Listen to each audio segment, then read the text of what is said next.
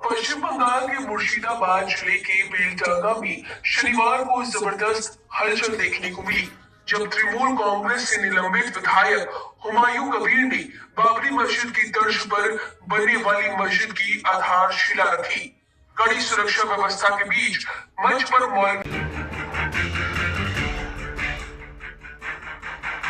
पश्चिम बंगाल की राजनीति में शनिवार को उस वक्त भूचाल आ गया जब तृणमूल कांग्रेस से निलंबित विधायक हुमायूं कबीर ने मुख्यमंत्री ममता बनर्जी पर बाबरी मस्जिद के मुद्दे को लेकर खुलकर हमला बोला। मुर्शिदाबाद में बाबरी मस्जिद की तर्ज पर बनने वाली नई मस्जिद के शिलान्यास कार्यक्रम में बोलते हुए हुमायूं कबीर ने मंच से दो टूक कह दिया।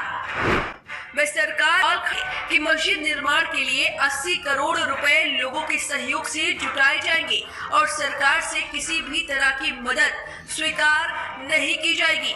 भीड़ को संबोधित के लिए और 20,000 पैकेट स्थानीय लोगों के लिए तैयार किए गए हैं, जिसमें सिर्फ भोजन का खर्चा 30 लाख रुपए से अधिक हो गया है। सुनिए हुमायूं कबीर ने। মাত্র 2 দিনে ভরে গেছে 11টি দান বাক্স। বাবরি মসজিদ নির্মাণের ডাকে সাড়া দিয়ে কোটি টাকার দান সহযোগিতা আসছে মুর্শিদাবাদে। টাকা গণনার জন্য বসানো হয়েছে মেশিন, এছাড়া অনলাইনেও এসেছে প্রায় 1 কোটি টাকা। এখন পর্যন্ত বাবরি মসজিদের জন্য তাহলে মোট কত কোটি টাকা উঠল সংখ্যাটি শুনলে আপনি নিজেও চমকে যাবেন। পশ্চিমবঙ্গের মুর্শিদাবাদে রাজনীতিবিদ হুমায়ুন কবিরের প্রস্তাবিত বাবরি মসজিদের জন্য অনুদানে এক অভাবনীয় ঢল নেমে গেছে।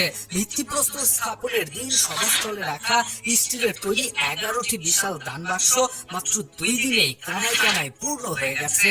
রবিবার রাতে বিশেষ মেশিন দিয়ে টাকা গোনা শুরু হলে দেখা যায় শুধু নগদ অর্থই নয়, অনলাইনে কিউআর কোড স্ক্যান করে এসেছে বিপুল পরিমাণের অনুদান। এখন পর্যন্ত মোট 4টি বাক্স এবং অনলাইন মিলিয়ে টাকার পরিমাণ গিয়ে দাঁড়িয়েছে প্রায় 1 কোটি 30 লক্ষ রুপিতে।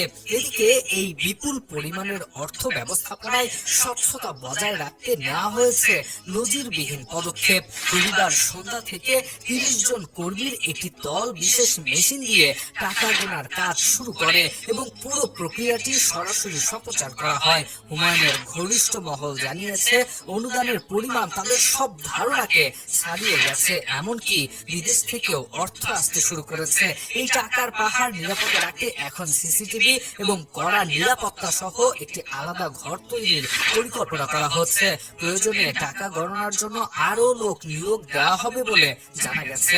এদিকে জানা গেছে এই গণজোয়ারের পেছনে রয়েছে তীব্র এক রাজনৈতিক সংঘাত। বাবরি মসজিদের ভিত্তিপ্রস্তর স্থাপনের ঘোষণার পরই তৃণমূল কংগ্রেসের হুমায়ুন কবিরের সাথে দূরত্ব তৈরি করে এবং অবশেষে তাকে দল থেকে বরখাস্ত করে তৃণমূল কংগ্রেস। কিন্তু তাতেও দমে যাননি এই বহিষ্কৃত নেতা। ক্ষুব্ধ হুমায়ুন সভাস্থল থেকে বেরিয়ে ঘোষণা দিয়েছেন তিনি 22শে ডিসেম্বর নতুন দল গঠন করবেন এবং আসন্ন নির্বাচনে রাজ্যে 135টি আসনে প্রার্থী দেবেন। তিনি হুঙ্কার দিয়ে বলেছেন, বেলডাঙ্গায় মসজিদ আমি বানিয়েই ছাড়বো। এখন দেখা যাক সরকারের এত বিরোধিতার পরেও হুমায়ুন বাবরি মসজিদ নতুন করে তৈরি করতে